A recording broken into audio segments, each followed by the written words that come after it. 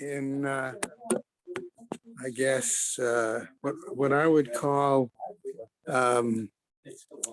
beauty, like shade lach, how to do hair, make shade, deal with shade lach and what? Things like that. So apparently she's done, anyway. Okay, I'm going to start the recitation of the learning sponsors. Excuse me. And then we'll get underway. I told Avrami yesterday I was finishing up looking through the Art Scrolls explanation, and it's got some, we have to be careful in our language today, right? Or otherwise I might say maybe it's better that we have no women in the shiur this morning, right? Usually have women. No, we used to. We used to have one woman that used to sit in. And on Shabbos, there's like 4 or 5 women that sit in. And when David Cheslow gives his on Shabbos. Yeah. Well, I don't think it's in history, Well, depends on what crowd you. I guess. Right? Learning sponsors, A Year of Learning by Sue and Arnie Garlick in memory of Malka Proman and Philip Mann, and Yisrael David ben Arav Tzvi Hirsch, Beryl ben Arav Tzvi Hirsch, Yosef Meir ben Arav Tzvi Hirsch, Henya Rivka Pro Rosner bat Harav Tzvi Hirsch. In memory of family murdered in the Holocaust, Harav Tzvi Hirsch ben Shlomo Yaakov, Sarah bat Ephraim, Yisrael David ben Arav Tzvi Hirsch, Ephraim ben Arav Tzvi Hirsch, Adia bat Harav Tzvi Hirsch, Miriam bat Harav Tzvi Hirsch, Pesel bat Harav Tzvi Hirsch, Shalom ben Harav Tzvi Hirsch, Shlomo Yaakov ben Harav Tzvi Hirsch, Shmuel ben Harav Tzvi Hirsch. Leslie and Gail Kaplan in memory of their parents, Harry and Marjorie Sedell Irving and Pearl Kaplan. Children, grandchildren, and great-grandchildren of Toby Paris, Sarah Tova bat Yisrael Dov in her memory. Charlie Gelfenstein and Sam Levine in memory of Ramona Levine, Rachel Mata bat Asher. Friends of Nina Moynester, Nechama Azna bat Yitzchak Aharon. Many friends of Stephen Vigdor, the Zecher Nishmat Simcha Melech ben Meir Leib Halevi. Friends of Marcy Kurtz in memory of her great niece, Leah Bracha. Month of Learning by Lydia and Abe Krause's many friends in honor of their 50th anniversary. Week of Learning by David and Sharon Kapel, Rabbi Tzvi and Robin Kapel, in memory of David and Tzvi's mother, Malka Bas Mordechai. Dr. Mark Scher in memory of his father, Mordechai ben Menachem Manish. Ruth Kostman in memory of her husband, Shmuel ben Yitzchak. Carol and David Kaplan in memory of Hannah and Ron Goldberg's daughter, Tamar Yenta bat Yerachmiel Yitzchak. Today is the 10th. We have a day of learning by Siggy and Lala Bessler in memory of his mother, Rachel bat Shalom. Okay, and that is it. May the Shamas have an Aliyah, Krank Rafia, Vel the Yeshua Shem Latliya, Go Ben Israel, a good Gaben Shtiach. Okay, tomorrow we'll have quite a few again as well. Okay. Well, days of learning. Yeah. Okay. Okay. Someone in your apartment now? Did you see? Yes.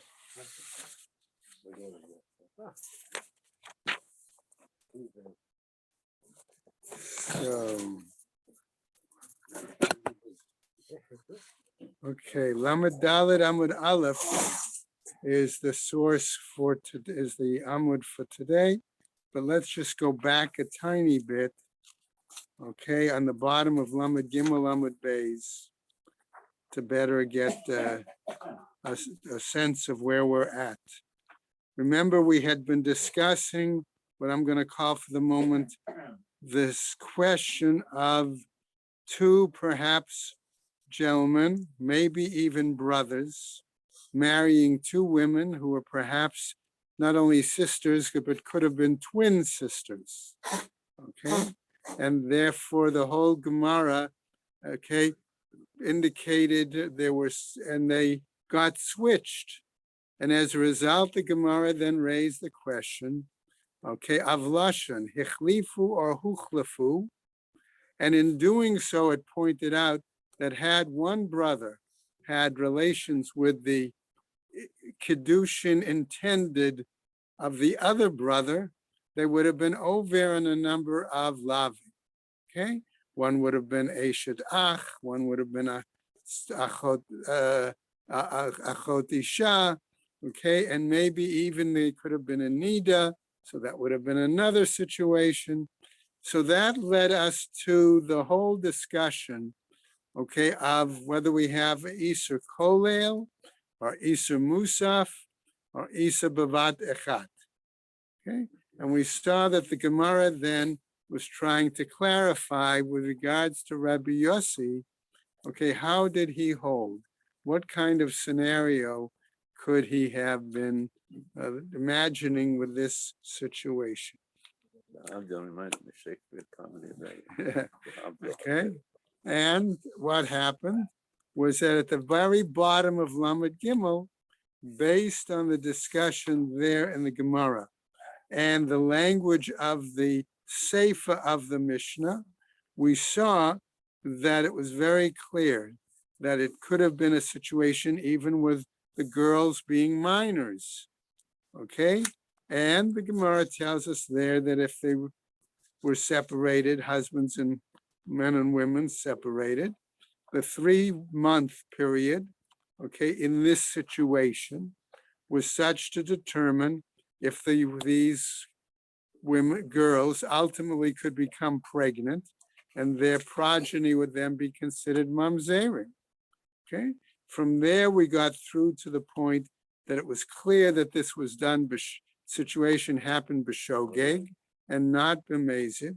And as a result, we came to the conclusion that it wasn't hichlifu, that they did it on purpose, but that it was shogeg, and therefore the language of the Mishnah must be huchlafu, that Even they if it was- got even if it was exchanged. shogeg, there's still mamzerim, the children. right. Okay, right. So what happens? So in this case, at least temporarily, we put aside the issue of the 2 men and the 2 women to focus back on the issue of what about the Isur? Okay, how did Rabbi Yossi hold? Well, are we talking about examples of Isur Mosif, examples of Isur Kolel, or Isur Bavat Echad? Okay, right? The Gemara uses the word just bat. Okay, I'm using the more contemporary Hebrew Bivat Echad, at one time. Okay, and that's where the Gemara ended yesterday with Lamed Gimel Amud Beis, Shmamina Huchlafu, Shmamina. Okay, and so we come back to that issue of trying to clarify on Lamed Daled, Uman Haitana, the Itle Isur Kolel, the Isur Musif, the Isur Bad Echat, asks the Gemara. So who is the Tana then that has presented us with these examples and this discussion, I'm going to say, this learning regarding 3 variety of kinds of Isur? Okay, and I'm going to just quickly review those. Isur Kolel was the inclusive Isur, right? Isur Mosif was an extended or an added on situation. And Isur Bat Echat, okay, was that simultaneous kind of Isur occurring, right? So the Gemara is could have answered, could have suggested, hey, aren't we trying to find out what Rabbi Yossi's view is? Isn't that the case?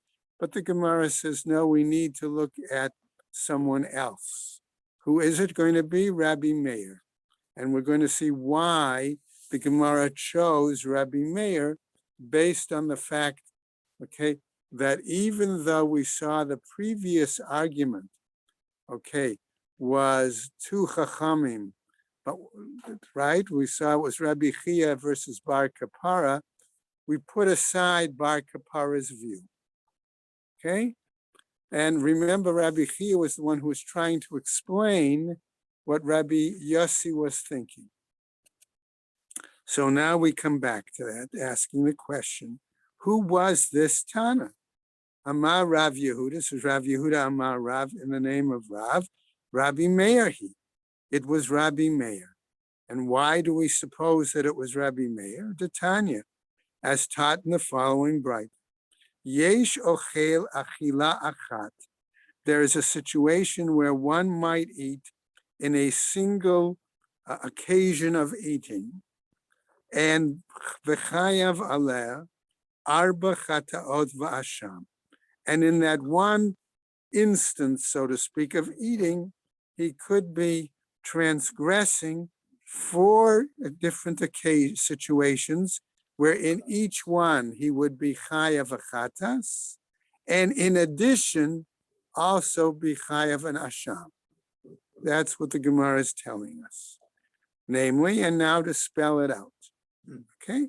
Echad, in one case, tameh, the person himself is tameh, she'achal chelev, and he ate chelev, right? The fat of an animal that had been consecrated. Okay? V'hu notar, and it wasn't eaten in the appropriate time frame. So that same animal is also considered nosar, right? And so he is tameh as 1. He ate chelev number 2. The korban itself was nosar. That's isur number 3. Min hamukdashin, from item, food stuff, or something that had been consecrated. And when did he eat it? B'yom HaKippurim. And he ate it on Yom Kippur. So that's 4. 4 times. Okay? What is it, Bob? I see a question. He's got problems. Okay, so that would tell us, okay, that would give us the 4 chataot, right? Those that the 4 occasions that he would have to bring a chatas. Wasn't his best day. Okay, wait a second. Rabbi Meir Omer, im hayta Shabbat. If it happened that Yom Kippur and Shabbat were on the same occasion, okay, v'hotzio b'fiv, and he carried that food stuff out in his mouth, okay, what happens then? Chayav. That would be a 5th situation. That's where he would be chayav the yasham. Okay? Another chatas. V'hotzah, you mean? Right, v'hotza. Yeah. So the Gemara is going to challenge that example, okay? And say, hold on a second. Amrulo, they said to Rabbi Meir, in that case, a nomen Hashem. It's not really the same category of Isur, because that is a category may have really nothing to do with eating. That's in the category of carrying. It's not in the same topic. All right? The Rabbi Meir, aliba deman. So why could Rabbi Meir, why did he assume, okay, that it could be? It could be that he thought by having it in his mouth and swallowing it implies it's the same way as putting it down, okay, which is the Isur in terms of transference on Shabbos. So if he swallows it and he's putting it down inside himself, okay, that's where Rabbi Meir may have connected it, okay? But they're arguing, no, carrying is a different, because carrying in the side of the Mikdash, okay, is a whole different ball playing game, right? Right? So what happens? I aliba the Rabbi Yoshua, if we say that Rabbi Meir is holding in this case, according to the mindset or the system of Rabbi Yoshua, Ha'amar, who says, Ta'a b'davar mitzvah patur, he could hold like Rabbi Yoshua then and say, if one errs at a time in the process of doing a mitzvah, he's exempt in that situation. Ella, so it must be that Rabbi Meir is holding like somebody else, namely, Ella Aliba de Rabbi Eliezer. Okay, right now, why is that important? Remember, Rabbi Meir was the student of Rabbi Akiva, and Rabbi Akiva clearly was the student of both Rabbi Yoshua and Rabbi Eliezer, and therefore we could argue that Rabbi Meir then, in theory, at least, could have been the student of either Rabbi Eliezer or Rabbi Yoshua. And that's why we could say that to determine at this point that Rabbi Eliezer must have held different from Rabbi Yoshua, that even when was in the act of performing a mitzvah, it's possible that they could be chayav, in this case, at least. Okay, if that's the point, multiple, maybe even multiple isurim. Okay? So the Gemara now suggests as follows. Ibayat Ema. Maybe I'm going to tell it the same scenario in a slightly different format. Le'olam aliba de Rabbi Yoshua. Maybe I could even argue that even in regards to Rabbi Yoshua, okay, that Rabbi Meir could argue, okay, that single eating produces multiple transgressions, okay? Namely, what's the situation? Ki ka'amar Rabbi Yoshua. When Rabbi Yoshua issued his statement earlier that one involved in a mitzvah would be patur, that was in regards to a Shabbat example of circumcision, okay? That's elsewhere, right? And in that situation, the person, okay, the Moel, let's say, made the error that there were two children, one who was supposed to have circumcision on Shabbat and one on Sunday, and he accidentally did the one on Sunday on Shabbat. And in that situation, that's where Rabbi Yoshua said he was patur. Okay? Now, what happened? Ta'ah b'davar mitzvah patur. That in that kind of a scenario, okay, his intent was to perform the mitzvah, and that's why Rabbi Yoshua holds by his being exempt. Okay, and what do we say here? Hachanami, right? Hanimili, actually, gabe tinakot. That is with regard into that, so to speak, unique situation of the two infants. Why? Dismano bahu. Because in that time, he was hard pressed in regarding the time. Okay? I'll use that language. Aval hai. But in our case of the two men marrying the two women, right? Kevan de'ein zmano bahu. Where the time frame, he's not hard pressed. There is no time constraint. I'll use that also concept. Okay, there, low. Okay, maybe Rabbi Yoshua would not hold that they would be patur in that situation. Okay, all right. So what happens? Okay. All right, so now there's going to come a challenge to this example of perhaps Rabbi Meir was holding in this case like Rabbi Yoshua. Okay, and here's the challenge. Vahare truma. And here now I'll give you another example, okay, of truma. The ein zmano bahu ukepatar. In that situation, someone, a Kohen, was eating truma, and there is no time limitation, time constraint, yet Rabbi Yoshua found him exempt.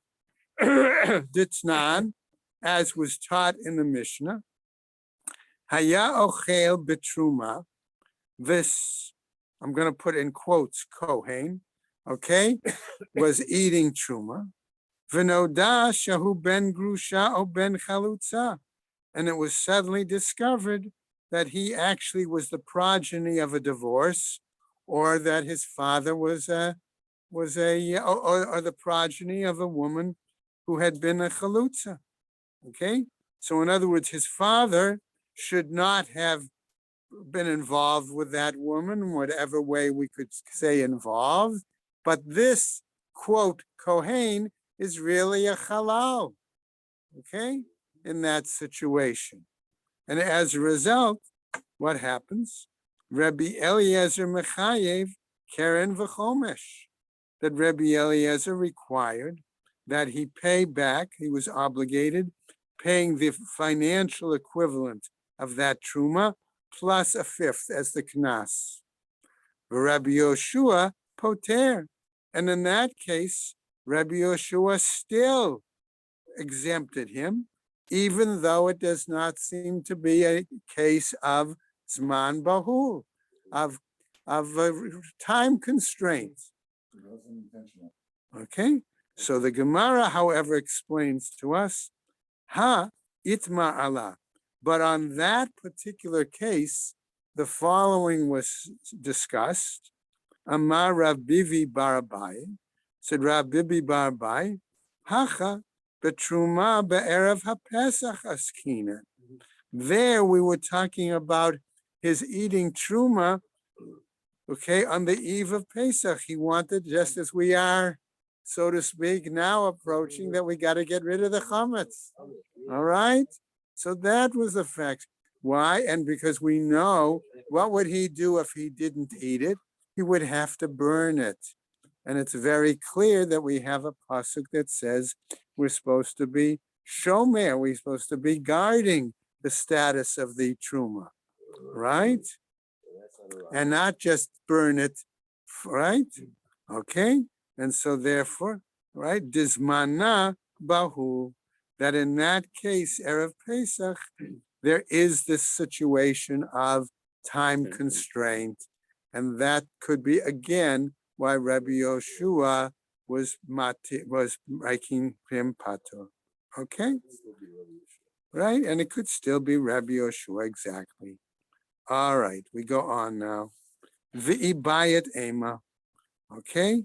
So now I might ask the following then, and I might phrase it this way. Okay? Okay, this is going to be now again an alternative explanation to what we had before. Maybe we're dealing here with the example of Be'isur Bat Echat, simultaneous kinds of Isurim falling at the same time. Va'aliba the Rabbi Shimon. And it could still be according to the view of Rabbi Shimon. In other words, it could be that Shimon would exempt in certain situations, but when it's simultaneous, that's not the case. Okay, what happens? Bishlema kulhu. It's understandable in these situations. Mishkachet laho deshavin hu shaliach. Okay, that we could have understood if in this situation we interpreted our marriage example that the two men sent together a single representative to make the kiddushin. And what happened? Vishavu inhu shaliach. And the two women, be they twin sisters or not, okay, sent also a single shaliach to accept the kiddushin. Upagash shaliach b'shaliach. And one shaliach met the other shaliach, and one says, hey, I've got kiddushin for the two women. And the other says, fine, I'll accept the kiddushin for the two women. But they didn't define that Mr. X was marrying Miss A and Mr. Y was marrying Miss B. Okay, in that situation. So fine, says the Gemara. But hold on. Ela nidot. But if you say it's simultaneous, okay, how could it be simultaneous that just at that time both women were nida? How is that possible? Sorry. Okay, what happens, says the Gemara? Amar Rav Amram, Amar Rav. He says the following. He's going to try to give us an answer. B'shofaot. Okay, mitoch yud gimel lachar shlosha asar la'achyu ve'inhu. Okay, what happens? That each of these women had a blood flow. Okay, and it occurred during the 13th year of each of the men.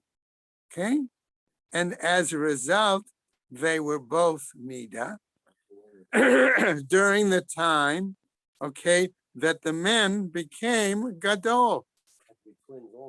Okay, so the men could have been twins, okay, or they didn't dafka have to be twins. They both could have been born the same year. Two men born the same year, and they both reached their 13th birthday at the same time, okay, same year, around the same time, same month, same day, okay, or two different mothers, who knows, okay, but they both reached their maturity age at the same time, and the two women who were 12-year-olds, okay, both began their periods at the same time, okay? So that could be the situation, all right? Shemushufa'ot b'toch yud gimel, that they began to flow during the 13th year, okay, after these young men had become 13 years old, la'achu ve'anhu, to make them obligated. Mitoch shnei masar, lachar shnei masar.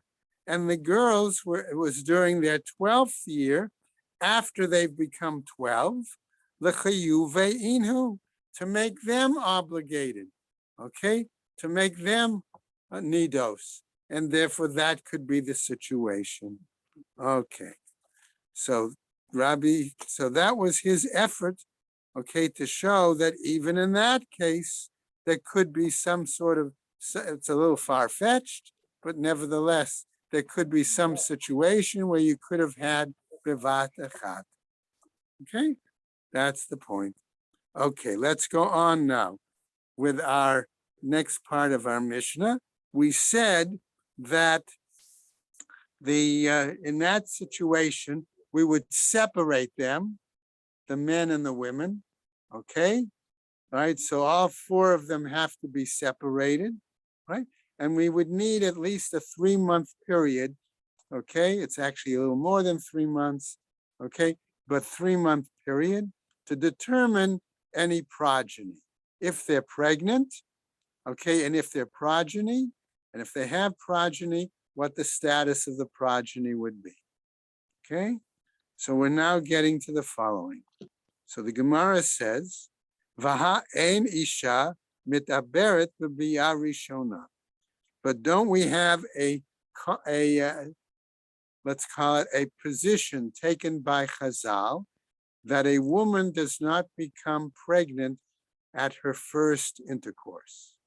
Well, Okay. that's a physical reality. Okay. Amar Rav Nachman, says Rav Nachman. Amar Rabba bar Huna. Okay. What happened? No, at that first night, Sheba'alu v'shanu, that they had more than relations more than once. Okay. So that would answer one possibility, how they could become pregnant and still, okay, accord with the statement of Chazal that first occasion doesn't produce pregnancy. Okay, ve'ela, but rather, says the Gemara, ha detani Rabbi Chia. What about that which Rabbi Chia teaches? Namely, Harei kan ted zayin chataot, that we said here that these two couples, the 4 people, would be obligated to bring 16 different chataos. And if you hold like what Rabba bar Abua just said, okay, they would have to bring tlatin v'tartin havyan. They would have to bring 32, okay, because they had bia twice. And you said we had 4 different steps, right?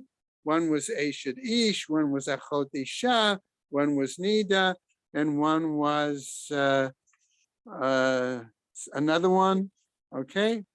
Ishto Shel Ach, right? Okay, so that would have been 32. Ulatamayach, and according to your line of reasoning, the Rebbe Eliezer, the Mechayev al Kol Koach v'Koach Tova Havyan. And if you hold, according to the view of Rabbi Eliezer, that every limb movement, I'm going to explain koach is that phrase. In other words, in the course of their relations, every limb movement would therefore be subject to requirement of a chatas, to vahavyan. You'd have even more chatos that they'd have to bring in that case than just 32. Ella de bekoach rishon kachashiv. But no, maybe they were talking about the very first initial sexual act. Okay? Hani hachanami, here too, the bia rishona kachashiv. It seems then they're talking about the very first initial act of relations. Amarle Rava le Rav Nachman. And Rava then says to Rav Nachman the following, okay? Vaha tamar b'bia rishona iabra. But what about the example in the Bereshis chapter 32, I think it is, right? That Tamar became pregnant, okay, at the very initial relation she had with Yehuda. How about that? Hold on, says the Gemara. Amarle, they said to him, Tamar be'etzba mi'acha. Okay, namely, what they're saying is Tamar broke her hymen with her finger. Okay, in other words, since it was already broken, well, we're going to get to that, Bob. You're right. The Gemara is going to raise that same question. Baruch Shekivanta. Okay, so what happens? Okay, well, that's another issue. Okay, what? So we're going to see. So in other words, the Gemara is going to tell us if the initial act of intercourse comes to do one thing, that's why she could not become initially pregnant at first intercourse. But if that part of her physically is already removed, then she theoretically could become pregnant from the first intercourse. Okay, so the Gemara goes on and tells us. I'm wondering if Talmudology is going to have a piece on this particular section today. So I have a cousin who got pregnant without having. Wow. Okay. Say what? No. Oh, artificial. Oh.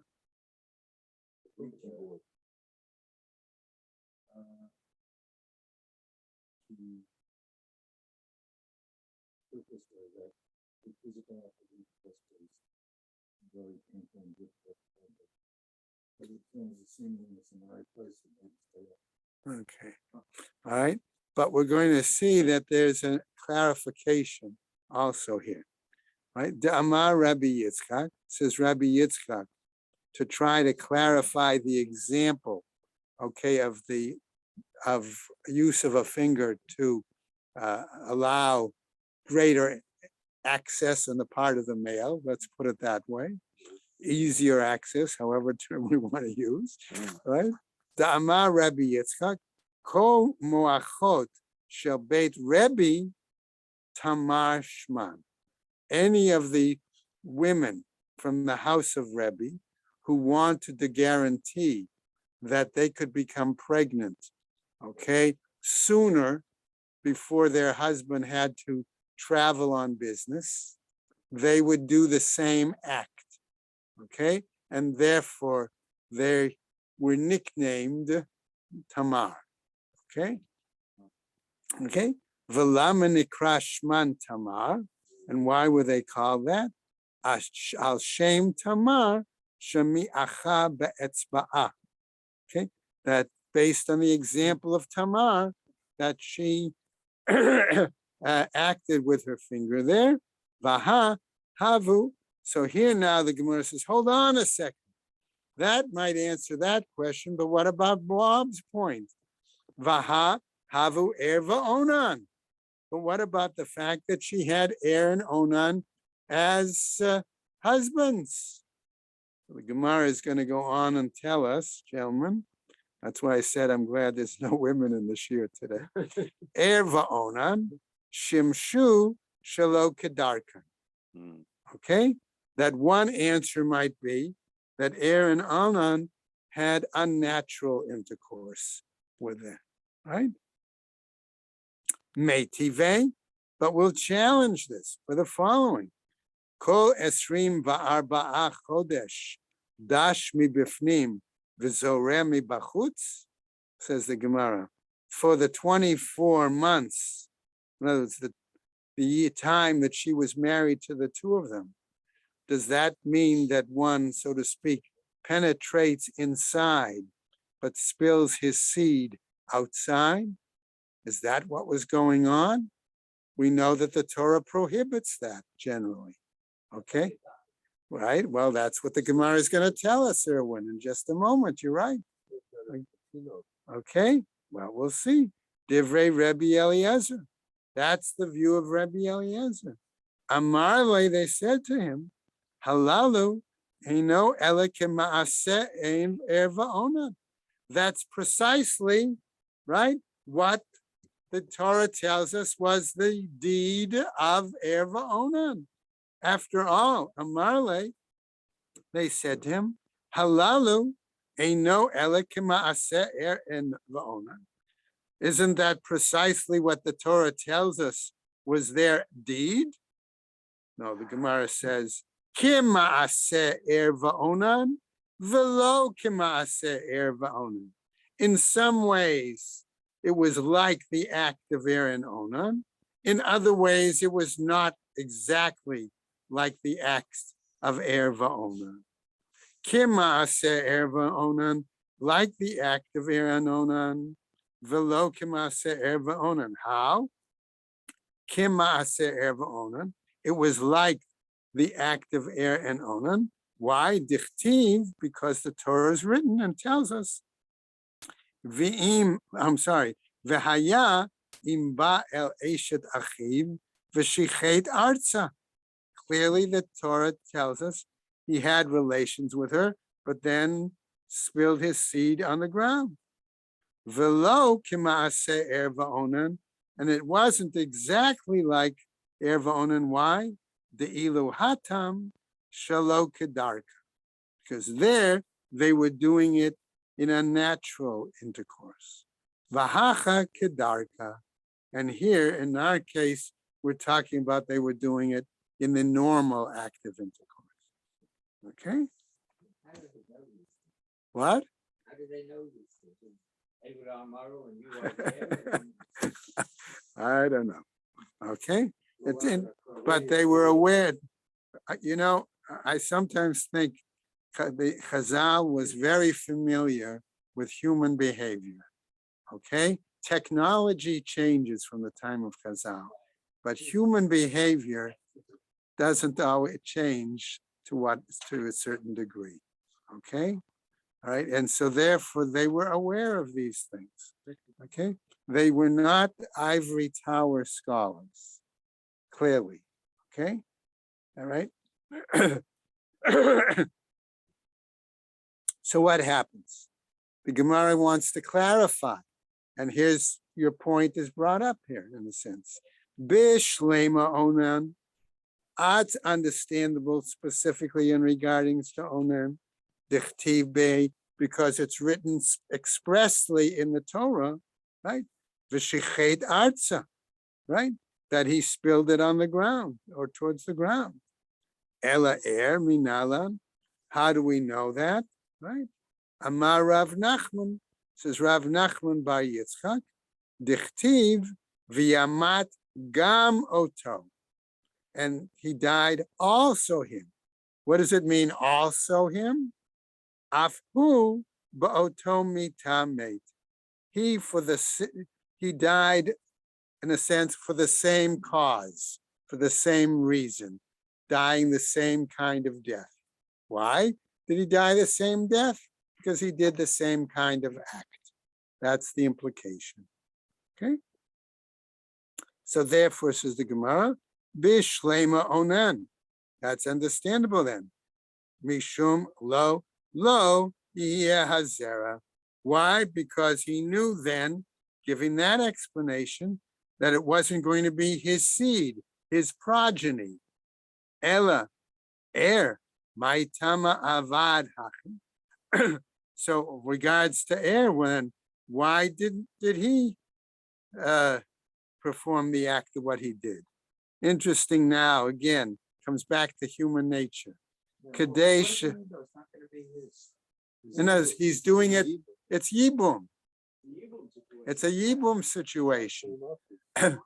Al Shem Achiv. All right? That's the whole point. Okay? Kadesh shelo titaber v'yakchish yofia. He didn't want her to become pregnant and it would destroy her beauty. Then it would be. That's why it's a different explanation. Okay? Okay. All right, now. All right, so at this point, if somebody can grab me a chumash, I'm sure there's got to be one handy. I want to read the pasuk.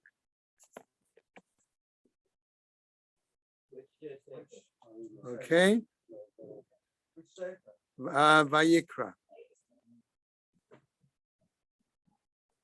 Okay? All right. Thank you. All right, so. Oh, I almost opened right to it. Pretty good. I opened the Vayikra 14 and we need 15. All right. All right. All right.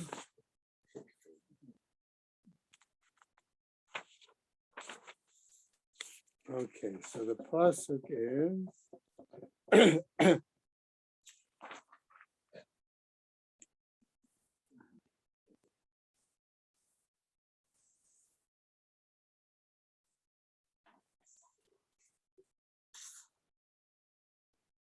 V'asa otam hakohen echad chatad v'echad olav v'chiper alav hakohen. All right, mizobo. Tesvav Yudches. Tesvav. Oh, Yud Ches. I read the wrong pasuk. Right. V'isha asher yishkav ish ota shichvat zara v'rachatzu b'mayim v'tam'u ad ha'aretz. Now I'm going to read the pasuk again, and I'm going to leave out one word. V'isha asher yishkav ish shichvat zara v'rachatzu b'mayim v'tam'u ad ha'aretz. In other words, why is the word ota there? You could understand the pasuk just as easily without the word ota. Okay? So that's going to be the question. So we have shichvat zara, and then we have ota. So that's going to be the issue. So the Gemara says, Tanu Rabbanan, in regarding that pasuk, right, where it says ota, prat lekala, with the exception of a kala. In other words, the kala, the new bride, does not become tme'ah after her initial act of relations. Okay? Divrei Rabbi Yehuda. That's the view of Rabbi Yehuda. V'chachamim omrim, but the sages say, prat l'shalo kedarka. No, that only includes a situation if they have their unnatural intercourse, because the Chachamim assume that at least at some point, okay, that even in the husband's withdrawal that some semen could have gotten on her. Okay. Amar le. Okay. Now, this is a cute sideline here. Amar le Hon. Hon is the son of the Rabbi Nachman. Okay. So Hon is actually a nickname for Huna. Right. So it's the son who's learning with his father. Okay. He's teaching him, okay, a little bit here. And now they're going to get to this. Maybe they're learning who knows what. All right. So Huna asks his father, right? Lema kasava Rebbe Yehuda ha Torah chasa al tachshite kala. Are we saying then that according to Rebbe Yehuda, the Torah implying that the bride is does not become tme'ah, which would require her to go to mikvah after that first sexual encounter, and that would remove then all her eye makeup and all these kinds of things that would make her more beautiful? Is that the reason the Torah would do so? Amarle, he said to him, or he answered him, Lefi she'ein isha mitaberet mibe'ah rishona, that a woman does not become pregnant on her first initial active relations. B'mai kimiflage. So what then are the rabbis arguing about? Rabbanan Savrei, the rabbis understand that pasuk Shichvat Zera Prat Laha'ara'a. Okay, that they understand that when it says that the woman must have some contact, okay, with the semen, okay, that excludes the initial act of intercourse, right? And there's two possible explanations for that, okay, that the Art Scroll and others give, all right? Some say it's actual penetration. Some say it's a contact between the male limb and the female body, okay? Ota prat l'shelo kedarka.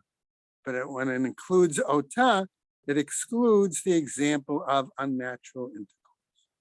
Rabbi Yehuda Sava, but Rabbi Yehuda's of opinion, shelo kedarka v'ha'ara'a mishkachat zera nafka, that both of those examples come from the pasuk, okay, the spilling of zera, okay. Ota, that part of the pasuk, which we said could be extraneous, right? Prat lekala comes to exclude the example of the kala, of the new bride, right? Ki ata Ravin, and when Ravin comes, right? Amar Rabbi Yochanan comes from Eretz Yisrael to Bavel and shares the limud of Eretz Yisrael from Rabbi Yochanan. Kol sheshahata achar ba'ala esr shanim v'niseit. If a woman is, let's say, widowed or divorced, okay, and after 10 years has not remarried, shuv eina yoledet. She seems to be incapable of giving birth. Okay, I use that language specifically. Amar Rav Nachman, says Rav Nachman, lo shanu ela she'ein da'ata linaseh. This, it only was taught in terms of her not having the mindset to remarry. Aval da'ata linaseh mitaberet. But if her mindset is to remarry, then she's capable of giving birth again. Okay, we can discuss that afterwards. Amar le, says Rava, now, lebat Rav Chisda, to the daughter of Rav Chisda, ka marneni Rabbanan abatrech. Okay. Here, okay, can we say that I want you to know, says Rava to his wife, who's the daughter of Rav Chisda, that the rabbis are telling rumors about you. okay? Because the daughter of Rav Chisda had married Rava after her first husband died. And elsewhere in the Gemara, we have a story where that daughter was sitting on her father's lap, and Rava and Rama bar Chama were the students of her father. And her father asks her, which of these two do you want to marry? And her response was, both of them. Okay. Okay. And so the story goes that she first married Rama bar Chama when she was young. Okay. He died early. And then some close to 10 years later, or roughly 10 years later, she married Rava, and she and Rava did have children. Okay. So that would seem to negate the statement of the Chachamim that after 10 years, a woman can't have children. So how does this play out? Okay, so the Gemara tells us, Amrale, she said to him, to Rava, when he made that comment to her, Ana da'atai alayich have. My mind was always on you.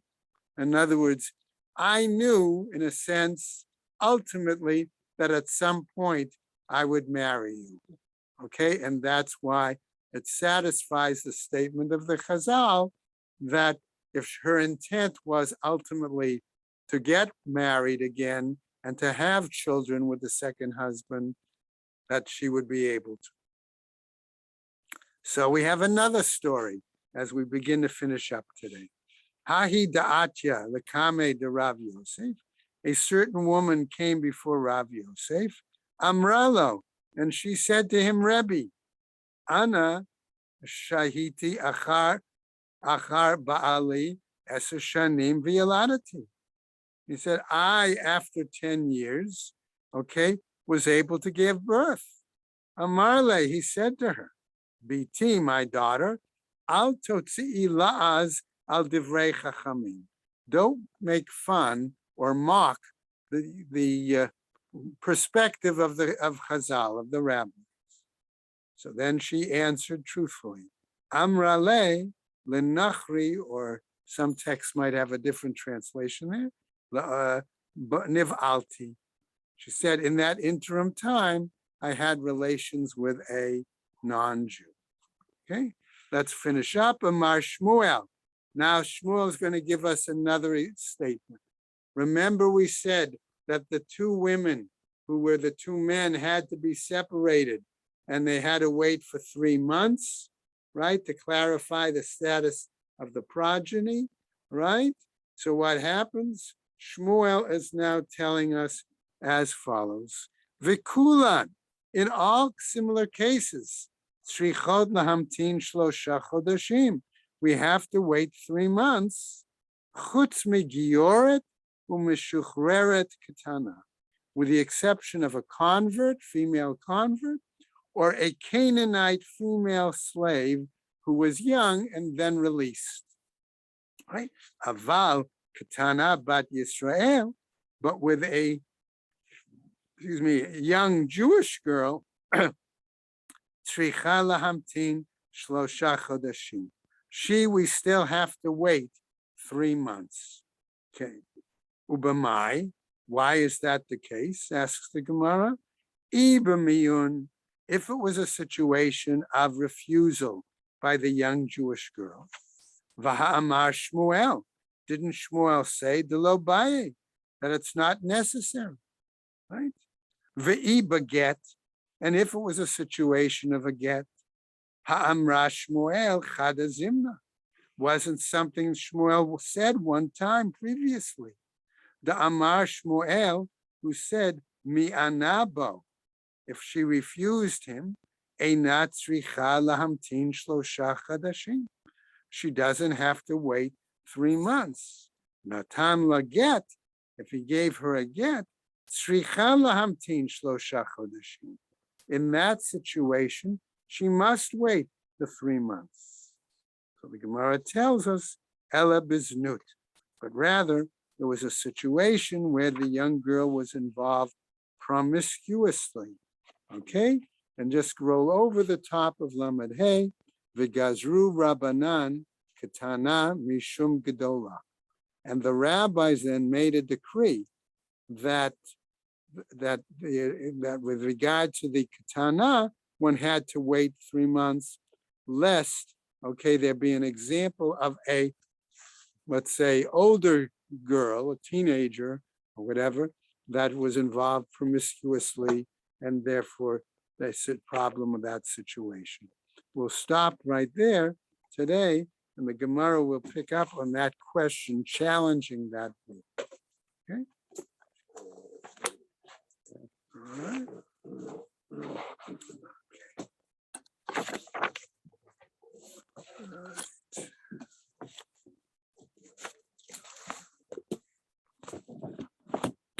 Everybody have a, okay. Everyone, thank you. Yeah, Richland, we covered journal. Good morning.